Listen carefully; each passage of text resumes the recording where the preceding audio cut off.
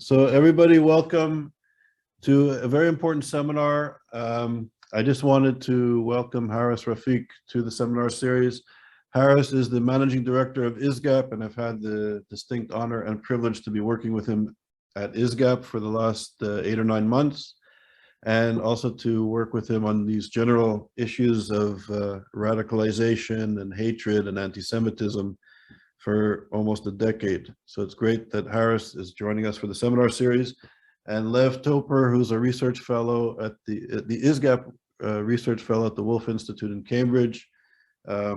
Where Haras and Lev are in Cambridge as we speak, and I'll turn it over to Lev to host the seminar series.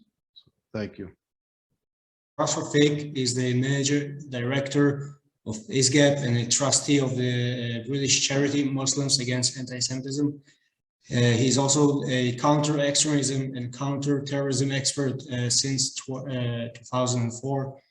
Haras has served as a CEO for 7 years at the Quilliam International, which is the world's first counter-Islamism think tank, and as an executive board member. In addition to that, Haras has been a trustee of the British and French government security think tank, the Franco-British Council, and until 2018, he was also a member of the advisory group on online terrorist propaganda at Europol's European Counterterrorism Center. And before that, Haras has held senior positions within large corporate organizations.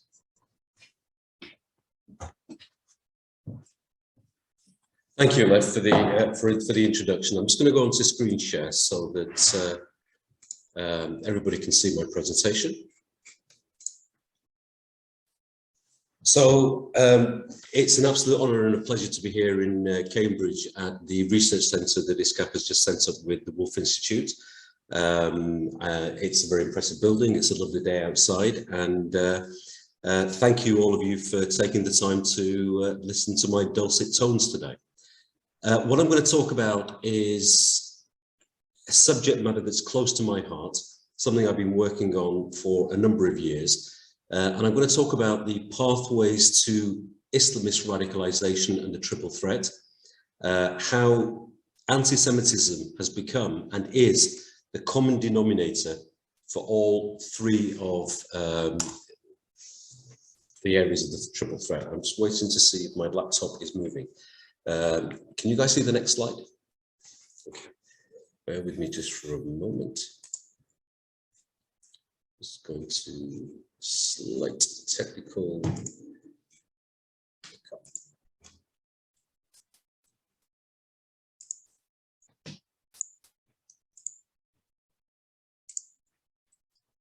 Share.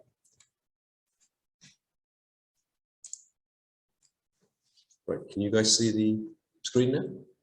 Yeah. Okay, and it's moved? Good. Okay, so what I'm going to talk about today is the subject matter is pathways to Islamist radicalization, triple threat, and how anti-Semitism really is a recruiting sergeant for all of them. I'm going to talk about the definition, or one definition, the definition that we've used over the last 8 or 9 years in the work that I've been doing of extremism, talk about Islamism, look at some definitions, some of the history around it, look at the regressive left as opposed to the far left, look at the far right, talk about the combating violent extremism strategy. Why is it so important that we really are working in the battlefield for hearts and minds through ideas, rather than just focusing, as a lot of countries have done over the last, I think since 9/11, on just the actual violence itself. Look at the pathways. How are people being radicalized? And look at why anti-Semitism is important to these extremists. Some scriptural justifications of anti-Semitism. And then look at a very quick case study that it's not just Islamists that are actually anti-Semitic. And then maybe discuss some ways forward and how Muslims and Jews and the wider society can work together as well. Before I get into this, I just want to share with some of you who may not have heard my story and how I got involved in this. because for me, it's a very, very personal struggle against the triple threat extremism and also anti-Semitism as well. My background is that I was born in the UK. My grandparents, my grandfather's brother was in the UK in 1901. My uncles were here in the 20s, my father in 53, and I was born in 65. And I grew up just like most people of my generation. We weren't anti-Semitic. We weren't actually lured by the Islamist rhetoric, because it just didn't exist in the big numbers at the time in the early 80s when I went to university here in the UK. And I did all the things that everybody else did. We didn't have faith-based identity politics here in the UK then. So if somebody wanted to classify my background, they never classified us as Muslim. It was either Pakistani or the P word if they didn't like me. This is something that came around much later. So I got on with my life, doing what everybody else does. And in 2003, my daughter, my youngest child, she was 7 at the time, and she came home one day and said, "Daddy, I don't want to be a Muslim." And I said, "Why did you want to be a Muslim? What have we done to you? You know, why?" And she said, "Muslims are always angry and they're always killing people. I don't want to be angry. I don't want to kill anybody. I'm only 7 years old." This is something that's sort of a process of self-reflection for me. Because here was a young girl. She didn't know anything about geopolitics. She didn't know anything about Islam. She didn't know anything about scripture, theology. She just felt that she was being indoctrinated at 7 years old through TV, through a whole bunch of family members even, that in order to be a Muslim, she had to hate somebody else, and she didn't want to do it. So I traveled around the world, came back full circle, and realized that the majority of Muslims around the world were like me, where there was no dichotomy between being Muslim and British in my case, or Muslim and Pakistani, Muslims, wherever they come from. But there was something going on. So I left what I was doing and I started working with set up a charity, a not-for-profit, and also a company to pay the bills.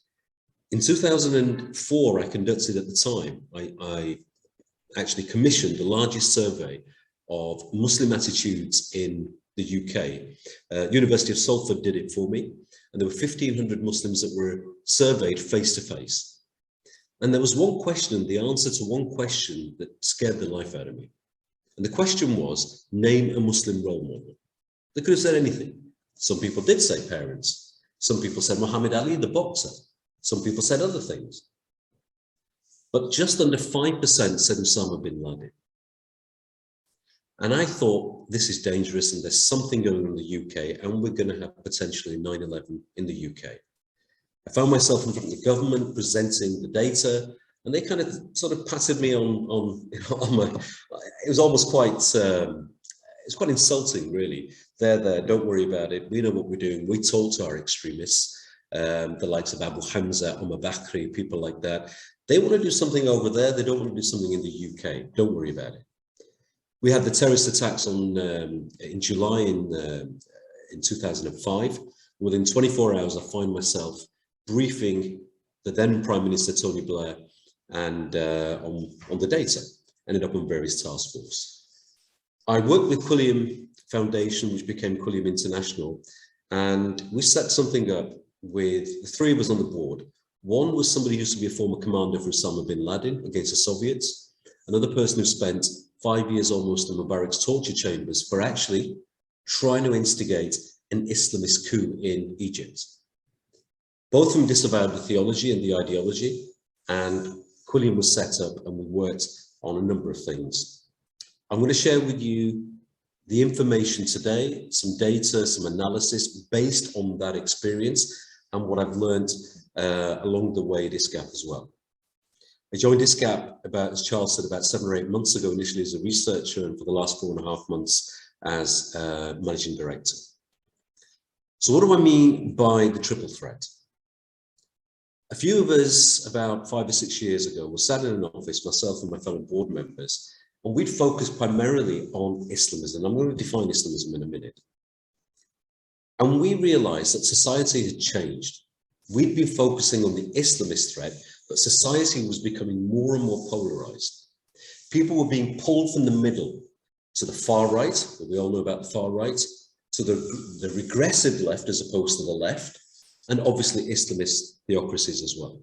And these were the real threats that our civil society, our democracies were faced with. So we came up with the term the triple threat, and it's been used quite extensively. And we realized very quickly that anti-Semitism is the fuel that these three extremes have been using to build their own capacity, to grow their numbers, and to actually make their case. So what do I mean by extremism? Well, for me, and there are various, there's no one set form of definition of extremism. For me, extremism is the definition is the desire to enforce illiberal views, which are in dichotomy to the liberal values that we, in our democracies, that we adhere to. And you can have violent and non-violent extremism. Extremism isn't always Islamist. It can be, as I mentioned, far left or the far right. And there is a symbiotic relationship between them.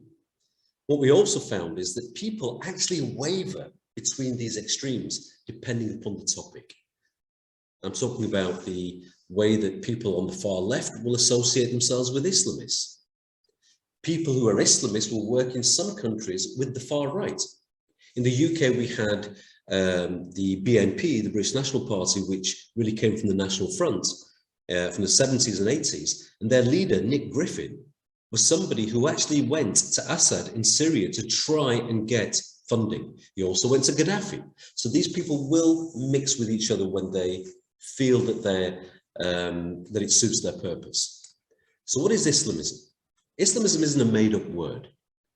It's very important that when we're actually dealing with these things, we're using terminology. We're not using political Islam. We're not using radical Islam, because you can't have people who are Muslims and have parties, political parties, that are based on their values on Islam, and they're not necessarily there to set up a utopian version of Sharia or fiqh. But Islamism is a word that the Muslim Brotherhood used in Egypt, and they call themselves Islamiyun. And they use this word to actually differentiate themselves from ordinary Muslims. So what's the difference between Islam and Islamism? In the same way that we have a difference between social and socialism, socialism is a way that we interact, socialism is a distinct political ideology that happens to be left of center. Islam is a faith, a set of values, a set of ideas. People practice Islam in so many different ways around the world. Quite often, they'll do something called takfir on each other, saying that the other isn't a proper Muslim because they don't adhere to the same values as themselves, as other people adhere to. But Islamism is a distinct political ideology that actually wants two things with a tertiary desire as well. Number one is to set up a utopian Islamist state and enforce a version of fiqh, jurisprudence based on Sharia. Secondly, to spread it around the world. And the third thing is to wipe Israel off the map. But I question, do they really care about Israel? Do they really care about the region, or is it something that they're actually using to further their recruitment and their cause? The modern father, the ideologue of Islamism, is Sayyid Qutb. When anti-Semitism was imported from Europe in the 30s and 40s onwards, because before that, the Islam doesn't have a history of being anti-Semitic in terms of hating somebody because they're Jewish. There are things that are problematic in text, but these are things that scholars have dealt with in the past. But the grandfather really is Maududi from India. And this really, even before they came along, there was Jamaluddin Afghani, Muhammad Abdu, and these people have been around for a long time, but really only started gathering pace from the 1930s onwards. Jihadism then is another word, because the word jihad means struggle. In the Quran, the Arabic for holy war is Harb al-Muqaddasa. That is not mentioned in the Quran or in the Hadith. But the word jihad is, and it can be actually defined in lots of different ways depending upon the context. But the use of force or the support of force to achieve Islamism is jihadism. And of course, these people also believe in these theocracies and label all Muslims that aren't the same as them as non-Muslim. I mentioned before Islamists wanting to use fiqh, jurisprudence, and Sharia, based from Sharia. If you look in the Arabic text in the Quran or Hadith, you won't find fiqh. You'll find that Sharia is a noun and not an adjective. So when we say Sharia law, there's no such thing as Sharia law. There is fiqh, jurisprudence based on people that have interpreted law, schools of thought, from different interpretations of Sharia. Sharia means the path to the oasis, and it's always been a personal code. But we've never had, apart from a short time in Andalusia, until recently, state law for all its citizens, even during the Ottomans, based on fiqh.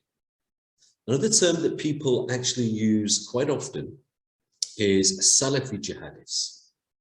Well, not all Salafis are jihadists. You have the quietist who will get on with their own lives and maybe not mix in society, but won't harm anybody. You can have the revolutionary ones, and you'll see some of these on street corners trying to do da'wah, if you like, trying to recruit people. But of course you have jihadists, and that's when you get people with certain Salafist views or other views sometimes. The person who carried out the siege in Texas recently at the synagogue was not a Salafi. But when certain theology merges with Islamism, that's when you get jihadists. And of course, we have people from the Shia traditions who can be Islamists as well, in Iran being, I guess, the leading example at the moment. Well, regressive left, well, we have what I call head in the sand liberals. And these people actually, when it comes to working with Islamists, they live in denial about the ideology of Islamism and actually claim Islamophobia when anybody wants to challenge Muslims. These are what I call useful idiots or fellow travelers. And I'll stop there and I'll just say something about Islamophobia. A lot of you may have come across that term. That term is not fit for purpose.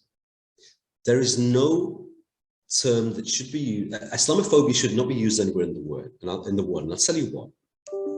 As I mentioned, Islam is a set of ideas, a set of values. I, as a Muslim, decide to adhere to a certain set of values, a certain set of ideas.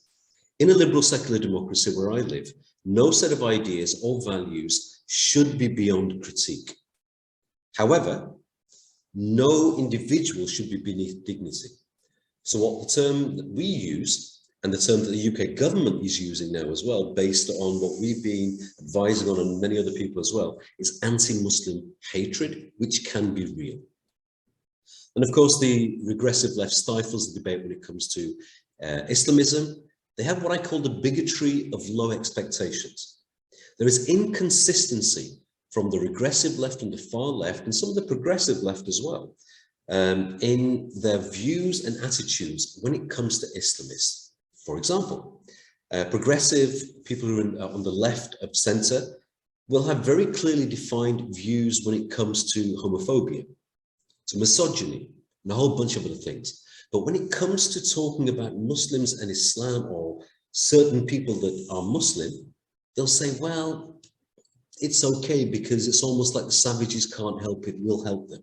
And this is something that I call the bigotry of low expectations from people when it comes to Muslims. And of course, these are the people that will actually jump to the defense of Islamists and label even people like me as not being proper Muslims. And of course, the far right we know all about, and they'll claim that all Muslims, including me, who practice Islam in inverted commas correctly, are jihadists. They claim to be anti-Islam and not anti-Muslim, which is a lot of rubbish in most cases. And they also claim to be friendly to the Jewish people. That isn't always the case, and very rarely the case, as we know from history, and we know from what's happening right now as well. And they claim that they're setting up what's called the counter-jihad movement. And of course, you go far enough left, far enough right, merge it with theocracies.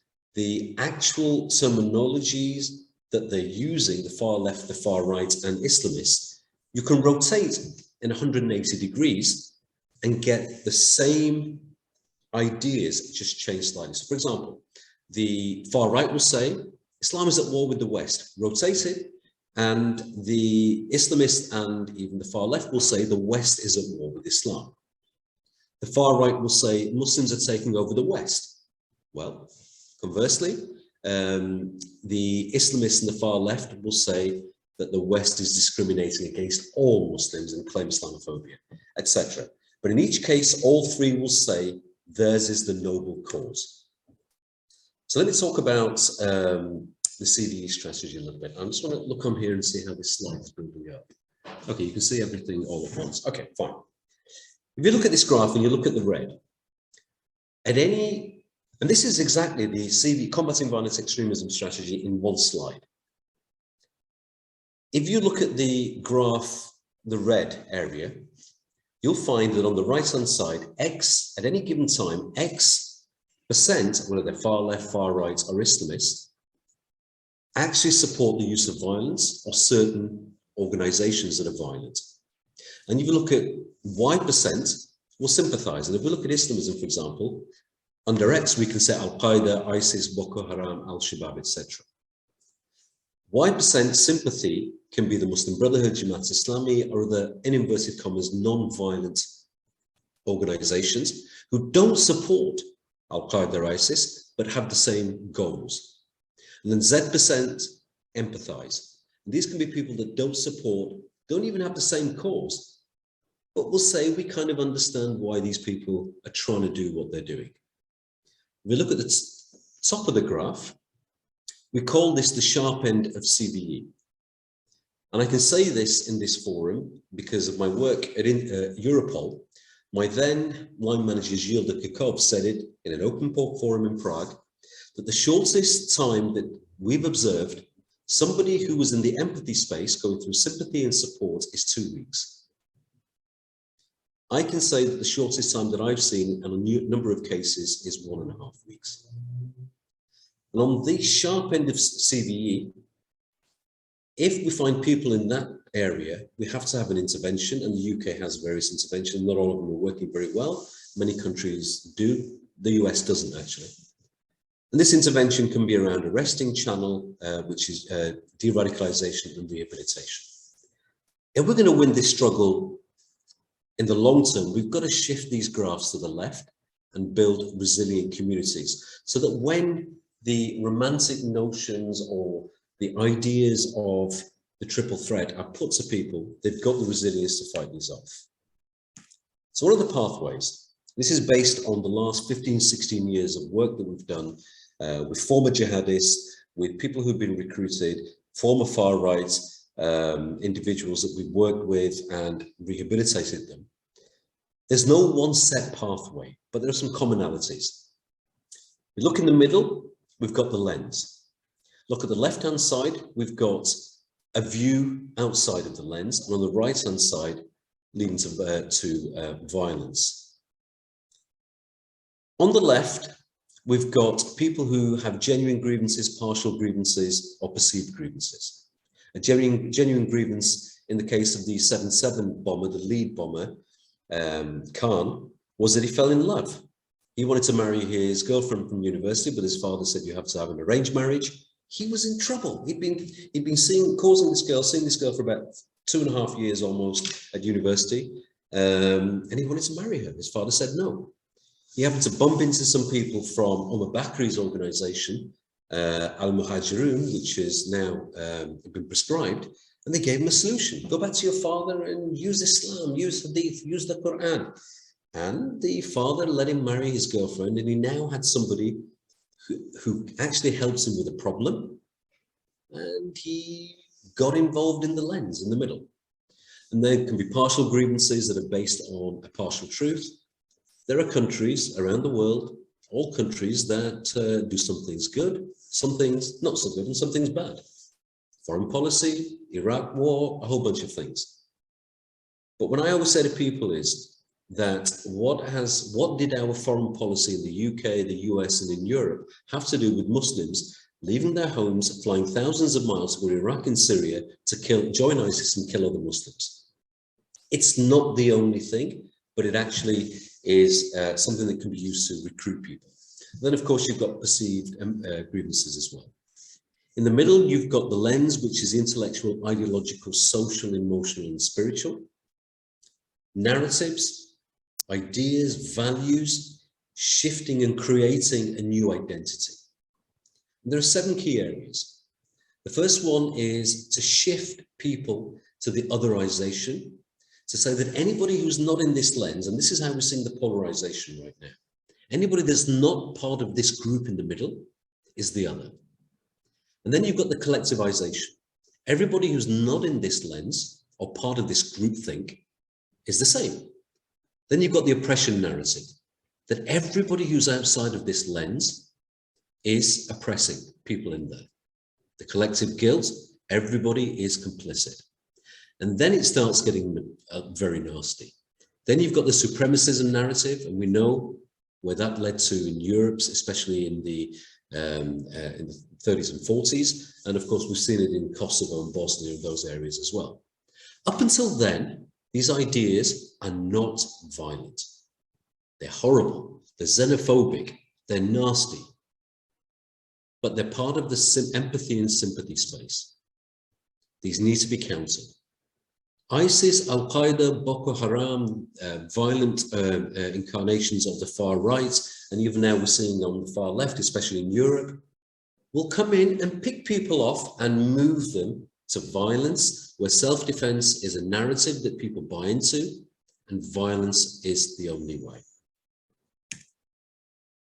We saw in ISIS recently that a lot more women got involved as well. Well, there's a report that I co-authored with Nikita Malik at Quilliam, and we looked at the way that women were being radicalized to go and join ISIS. And for women, we found, well, first of all, ISIS we found, and I have the reports, people are welcome to have them. ISIS were producing, at their peak, 38, on average, 38 unique pieces of propaganda every day. And almost when Al-Qaeda were fighting in Afghanistan, they didn't want women to come and join them. But ISIS had, in some cases, 20% of the people that left their homes, certainly in Western countries, and joined ISIS were women. And they focused on 4 key areas. Empowerment, they can be like men. They can do the things that their souls are like men, and they could actually go out and do something. Then there was deliverance for them, that they can be part of things in their cultures, in their own houses. Many of them lived in conservative Muslim families where they weren't given the same freedoms as the boys were. The other 2 key areas were participation, to go and join and build this utopian Islamist state and become, in their words, righteous wives, have cubs, and we've seen what they call jihadist cubs. And we see the impacts of that in camps like Al-Hawr in the region, where there are hundreds, if not thousands, of kids in these internment camps who were either born in ISIS-controlled territory to mothers who were from the West, or born in the camps, and all they know, all their lives, is how to be Islamists and jihadists. And then, of course, there's the piety narrative as well. So why is anti-Semitism so important to these people? Well, the key really is 3-pronged. The first thing is to persuade Muslims especially that the Islam that their parents believed in, the Islam that I talked about, which was all about an inner moral excellence, a spiritual relationship between the individual and God, where you can't actually hate somebody else, anybody else, is actually wrong. And it fits into 4 categories: bid'ah, haram, shirk, and kufr. Bid'ah means innovation, haram means not allowed, bid'ah, haram. Shirk means false. People there are falsely associating things. If you're celebrating Christmas with your neighbor, for example, wishing them a Merry Christmas, you're actually doing shirk. And this leads to kufr, disbelief. The second stage is to build organizations within civil society that claim to represent Muslims, both internally and externally, and of course, to actually have money spread around the world through NGOs that actually fund this. And this is just an example, and you're welcome to these slides, of how they've been doing, certainly phase 2. Universities, classic example. You remember what I talked about, the definition of Islamism? We had Islam Channel, we had schools, we've got emails, we've got SMS messages, Facebook blogs, cartoons, general media, and of course, music, anti-war activism, social media. People are very fast to blame social media as something that miraculously radicalized people. Well, people don't go on social media, on the internet to actually buy a handbag or a pair of shoes or join a group and whoop, suddenly they become a jihadist. They have to have direct contact with somebody, but certainly social media is a tool. Anti-Semitism is justified within Muslim societies through Islamists and now more widely through the use of scripture. And they will look at hadiths that Hamas use and other organizations use that they claim are general, applicable today, describe people based upon their generality as opposed to the actuality of the individuals. So it's nature versus nurture or groupthink, if you like. But really, the scripture is not specific and it's not applicable to the prophets, even to the prophets' time, and certainly not in the world today, and related to certain incidents and not and tribes, not as a character of people. And of course, traditional scholars don't consider this scripture as Islamists and other Muslims do today. And there are examples, and I'll talk about this, I'm just conscious of time, certainly the questions that people want to get into this. Social media is a tool, as I mentioned. This is an example of when we had the attacks in New Zealand, where the Islamists, the far right, and the regressive left spread this narrative that the person who carried out the attacks in New Zealand was a Mossad spy. He was a Jew. All three were spreading these things, these ideas, in this particular slide. On Facebook, and this happens to be an example for my son on the bottom left, when challenged, people replied in the way they did. In the middle slide, on the right-hand slide, you'll say that Facebook didn't believe this to be anti-Semitic. And of course, it's not just Muslims, Islamists, it's general Muslims who've been ordinary Muslims being radicalized as well. And there's a great example, and I'm happy to send this link out, of moderate scholars who are actually empowered and funded by the UK government to de-radicalize Islamists and jihadists, who during the recent Hamas versus Israel conflict were calling for a holy war against Israel, were calling Israeli politicians vile Jews, praying for Salahuddins to reconquer Palestine, shouting out, it's one individual in particular, shouting out for people to boycott Israeli products.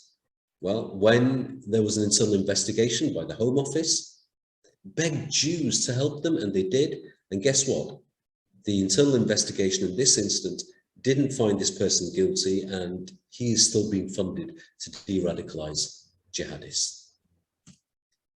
A way forward really is to look at more scriptural deconstruction of the anti-Semitic discourse, certainly amongst Islamic traditions and Muslims at the moment.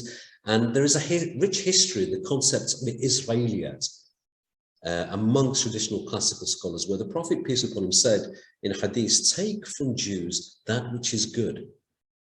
And this concept of Israeliyat is something that we had for 1400 years almost. The state of Israel is mentioned in the Quran. The concept of one ummah is based on a mistranslation, misinterpretation of a hadith. There are political things we can work on, things like the deconstruction of the hypocrisy of the BDS movement. One example, Muslims are the people that are claiming that Israel is an apartheid state and that Israeli products should be boycotted, will certainly not call for BDS against Pakistan when, if somebody who wants to be a dual national of Pakistan has to sign on the second page a declaration that Ahmadiyas are not Muslims and therefore don't have the same rights as Muslims in Pakistan. That's an apartheid state.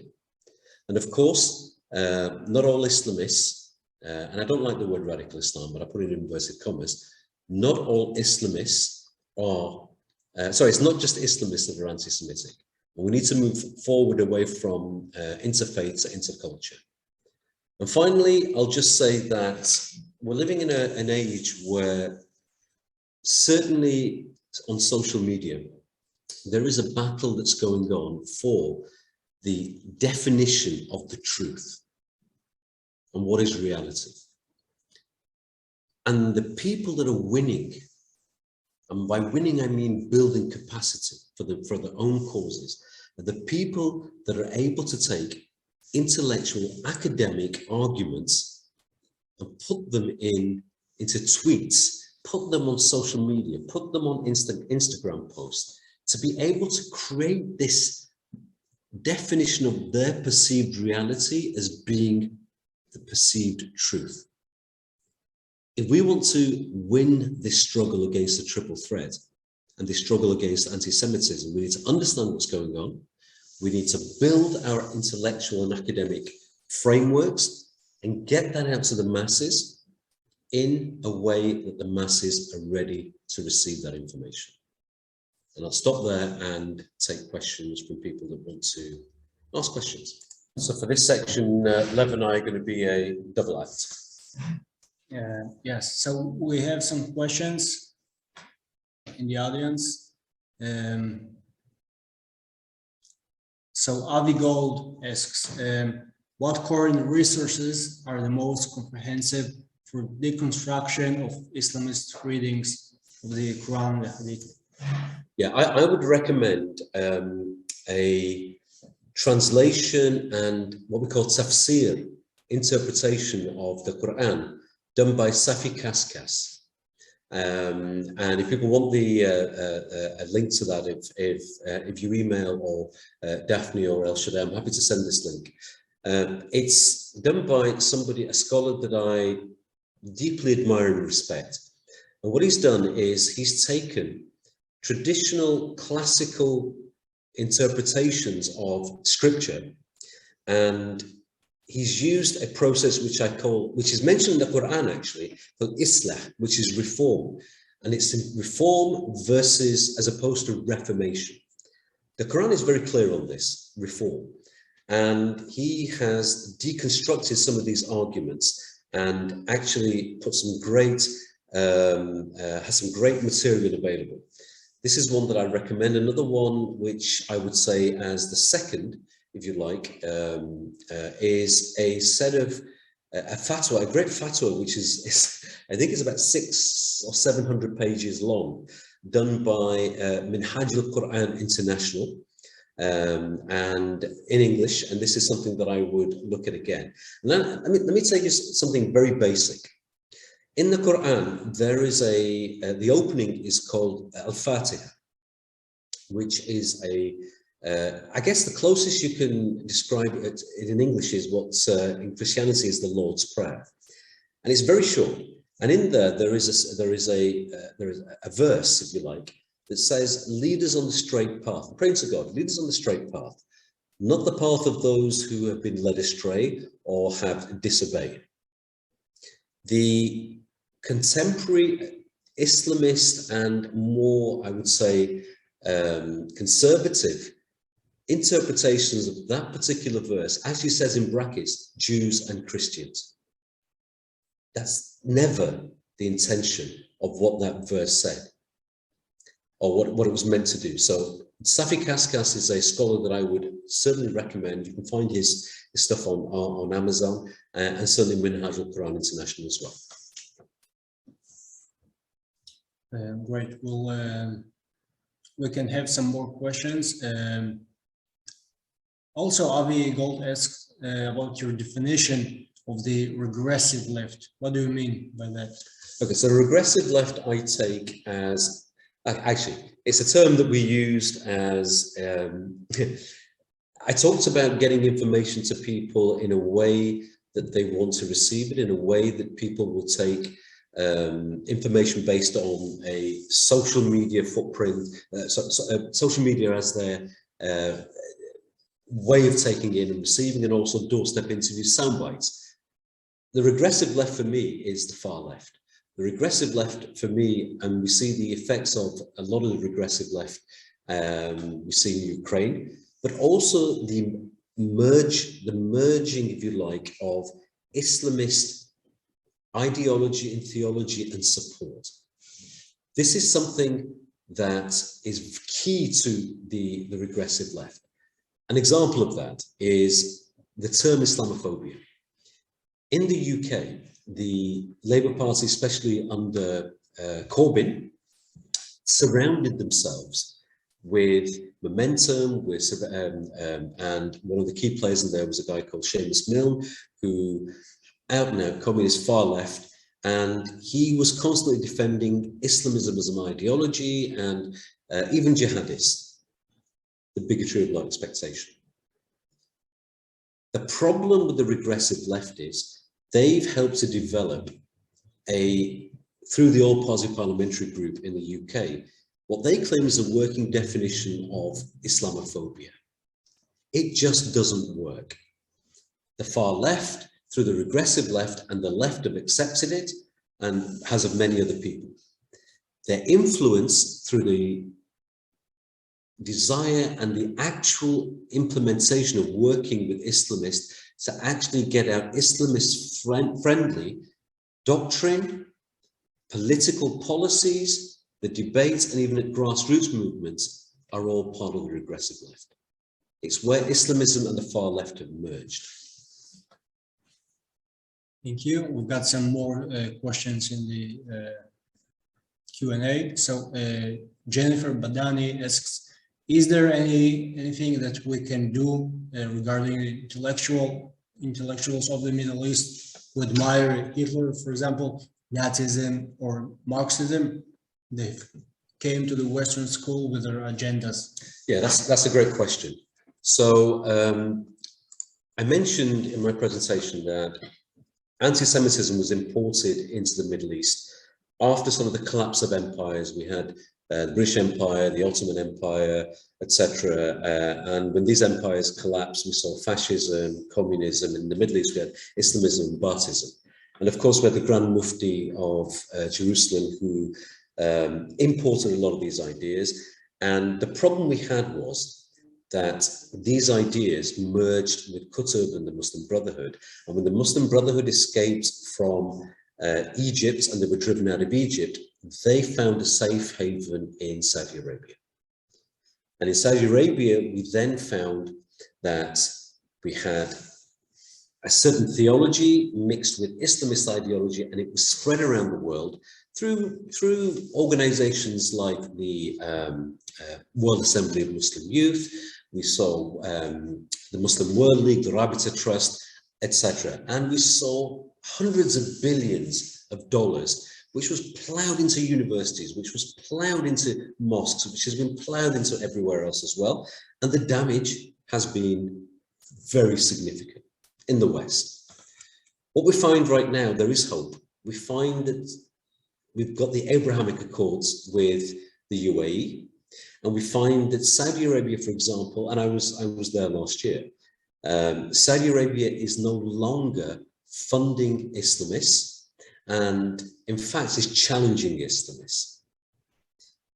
One of the things that certainly we at ISGAP are looking to do, and we've just recently signed a memorandum of understanding, MOU, to work more closely with probably one of the, if not one of the largest think tanks / academic institutions in the Middle East to do this kind of work, to actually deconstruct these arguments and actually spread these out into universities, schools, and other places. It will take a generation to combat the decades of indoctrination that we've seen. but there is hope.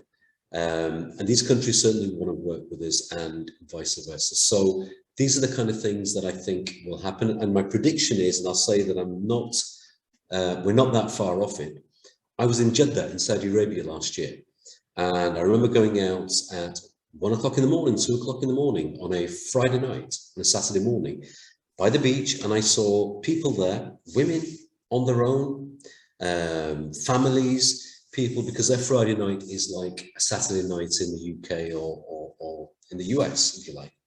And people were having fun and people were sort of, doing all the things. You wouldn't find that in Tower Hamlets in London. Because of this indoctrination, because of all this money, because of these scholars that have impacted on in our Western societies. I would say we're nearly there, if not there already, that places like Jeddah in Saudi Arabia, places like Abu Dhabi, all these others are less extreme, less anti-Semitic than places in London. So there is hope, and we need to work with these countries to help combat this indoctrination. So Lev, if I may, why don't you allow somebody to ask a question live? You don't have to read, maybe include people in the conversation. Yes. So if anybody wants to ask a question, you're most welcome to do so. Theo Spivak has a hand up, Professor Asher J, and then we had Daniel with a hand up as well. So Phil, you can take it away. Thank you. Phil, you're muted. Okay, I think I'm there. My concern is how to counteract the anti-Semitism. I realize that Israel gave the world their 10 commandments, their Bible, and even Jesus. How can we ever be forgiven? Sorry, so your question was, how do we counter the anti-Semitism? Is that correct? Yep. Okay. Well, first of all, I'm going to say something. We've got to make countering anti-Semitism mainstream. We've got to focus on the very fact that, and you've probably all heard of the phrase that Jews are the canary in the coal mine, where you can test a society's health, if you like, on how anti-Semitism has gone into the society. It has actually penetrated different parts of society. The only way to counter that, well, many ways, but one of the ways to counter that is to mainstream the countering of anti-Semitism.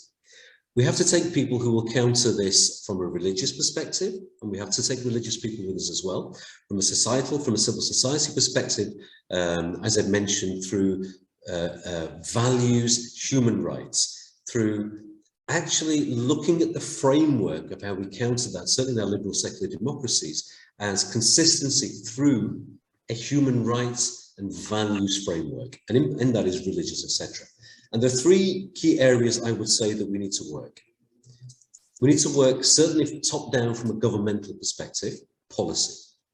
We need better implementation of government's policies and combat, certainly in a lot of countries, what we call the entryism of people who would want to actually push the anti-Semitic agenda. That's one area. We need to work in an area where we have the debate. The debate can be intellectual, the debate can be on social media, the debate can be on mainstream TV, the debate and discussion can be in all parts of civil society.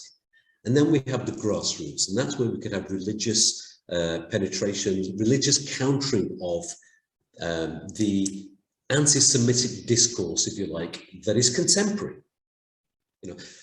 It wasn't there hundreds of years ago. And I'll give you one very quick example. I know we're pressed for time, but one example of this is that there are a lot of Muslims around the world right now that believe that Jews and Christians, more so Jews, are the descendants of apes and pigs. You'll see that. Well, that's very, very easy to counter. It's in the Quran. It doesn't say that actually. What the Quran says is that there was a group of people who happened to be Jewish, for not all Jews, by the way. It says that there was a group of people who happened to be Jewish, and they were actually, for disobeying, they were turned into whatever. But then if you look at the tafsir and further from the hadiths that support that, and not kabar ahad, not in isolation, what they go on then to say is that it wasn't all Jews, it was one particular section. And by the way, they never had any descendants, they never had any children. I'm not saying, but it says things about other people as well. It's not just Jews. Now, if you ask me whether I take that verse in a literal way, that's a different answer. But the problem is that the majority of Muslims will take that verse in a literal way. And so we have two choices. Either we can say to them, ignore it, it's not there, which most Muslims, all Muslims nearly, won't do. Or we can say, let's look at this and let's do an interpretation, a tafsir, in a way that actually doesn't make you xenophobic against what's happening right now. That's the approach. Me, do I take that literally? No. But there are many, many Muslims that do. And this is the point. Do we actually leave them, or do we take some of them with us? And it's a deeper question that I can answer in a few minutes, but that's one way that we can do it. Another example is the Hamas hadith that they use. And the hadith is sahih. By that, it's in Bukhari and it's Muslim. It's claimed to be authentic, where Hamas will say, use the hadith in their charter, the end times will not come until there'll be a battle, and in that battle, there'll be Jews hiding behind a rock, and the rock will say, oh, Abdullah, there's a Jew hiding behind me, and chop off their head. It's there. Can't say it's not there. But even Maimonides and many other people actually said you can't take that particular hadith as a kabar ahad in isolation. It's not general, it's not specific. I wanted to explain it in a different way and talked about Abdullah doesn't mean Muslim, it means servant of God, because Allah is the Arabic word for God. And it talks about the end battles that will come. And what it also talks about is that the first battle will be against Muslims, where 70,000 Muslim ulama will be killed. So it doesn't just say Jews, it talks about different faiths, and these are people who will not accept the Messiah. But if I was look, I say in training that I've done in the past many times, my staff have done, I'll say, give me 10 people in a room who are Muslim, give me 40 minutes with them, I'll radicalize 7 or 8 of them. It's very easy to take scripture and to use scripture for a political cause and what you want to do. What we need to do is to counter that in a way that is, in this case, not anti-Semitic, but other things as well. Does that answer your question to a point? It helps. We are the beneficiaries of Western upheavals in the Renaissance, in Reformation, and the Enlightenment. Muslim societies, with the exception of the Moorish period and the Ottoman period, have not had that. So it is very important to contemplate that out of this current bloodletting between the Shia and the Sunnis, etc., something good can come out to accept the Western notion of diversity, of live and let live. And I give you 2 concrete examples of how we can move forward, and it will have a salutary effect on lessening anti-Semitism. Of course, the books have to be altered in education. But, you know, America has been very generous with its treasure and its own blood given to democratize and otherwise liberate Arab and Muslim societies. But let's take just 3, Saudi Arabia, Pakistan, and Iraq. Is it about time for them to accept the Zionist state of Israel? And immediately you will see a seismic effect just like the Abrahamic Accords, and lessening of radicalization. And I wonder whether any thought has been given to that. Well, okay, absolutely. My first comments are, I'd rather less people died whilst Islam, or Muslims rather, are going through this process. I don't, one life dying is too many as far as I'm concerned, but I see your point. We've had the Abrahamic Accords, you're absolutely right. I'm optimistic that we may well see other countries in the Middle East, countries like Saudi Arabia, that may well join in with the Abrahamic Accords. And I think it's very important. I'm optimistic. I'm not Saudi. I'm not saying this because somebody from Saudi Arabia has said this. We know UAE has. We know Bahrain. We know all these other countries. Morocco and others have as well. By the way, there were never combatants in the Israeli wars. So it may have been easier to accommodate the rapprochement. Yes, but I think Pakistan, that's it's a very complicated issue, and there's much more going on. But if I talk about Saudi for a moment, I've often asked myself, why haven't Saudi Arabia done it yet? UAE have done it, as I mentioned, the other country. Why haven't they done it yet? Certainly, we've had some very good comments made by the Crown Prince Mohammed bin Salman recently on this enlightenment, if you like, in Islam. And there's a great interview in The Atlantic that he did a few days ago that I recommend people should read. It's an interview of Mohammed bin Salman, and certainly his views on hadith and scripture, and many of the things that Saudi Arabia in the past have done what I would say wrong, and been responsible through funding for a lot of these things. So there is hope with the things that he's saying with the developments within Saudi Arabia. But why haven't they done it now? And why haven't they done it yet? I think that there are a number of reasons, but for me, two key ones. One is that I think that the level of entryism within Saudi Arabia of Islamists, Muslim Brotherhood, extremists, potential jihadists is so, their civil society is saturated by it, because this is all they've been teaching. This is what they've been promoting. This is what their textbooks until recently used to say.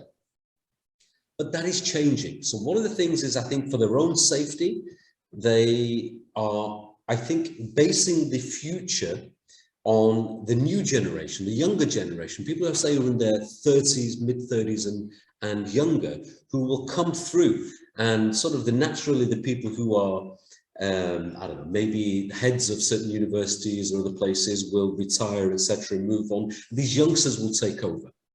And the second thing is that Saudi Arabia, Mecca and Medina are the most of Mecca and even Medina, I guess, are places of pilgrimage where during the Hajj, millions of people will turn up throughout the year. Millions of people will go to Umrah, the little Hajj, mini Hajj, if you like. And it's very, very difficult for them at this moment in time to beef up their security and to make sure that when and if they do recognize the state of Israel under the Accords, they can make sure that their own security, the processes and the infrastructure is in place. But I am optimistic that countries like Saudi Arabia will join in. And I remember a meeting I had at the White House in 2007, I think it was, where I was asked this question, and I was with my sheikh, if you like, my teacher, and he was asked, how do we fix this problem? And he said at the time, we both said at the time, and the advice we gave to the US administration at the time was that the only way to fix this is to go right into the heart of where the problems come from, the Middle East. Saudi is one of the places, and open up the free market of ideas there. And that's what's happening in Saudi, that's what's been happening in the UAE. My worry is that countries like Qatar, who are playing a very, very dangerous game, who are still funding the Islamist groups, who, for their own purposes, and other Iranis, another one, and others, are trying to do whatever they can to stop this from happening. Thank you. Further to that, if I could add, with the Abraham Accord, the three now, is it five Muslim countries that have signed on with Israel, I think what it boils down to is they are far more afraid of Iran than they are of Israel, and Israel being a fairly strong military spokesman, and they probably value Israel as an ally against Iran. I would agree. I would absolutely agree. And there are other benefits and advantages to them in both ways in terms of sharing of intelligence, sharing of technology, and sharing of even weapons, etc. Yeah, you're exactly right. Exactly right. And obviously, Iran has its eye on Mecca and Medina, and that could be something that could drive Saudi Arabia more towards the Accords as well. How are we doing for time? Any other questions?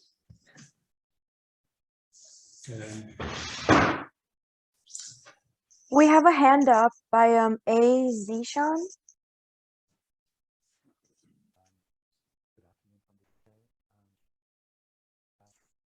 A, do you want to ask a question?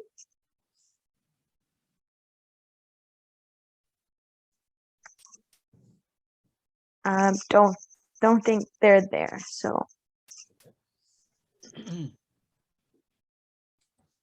Okay, so I think we're out of time. So thank you again, everybody, for coming and listening.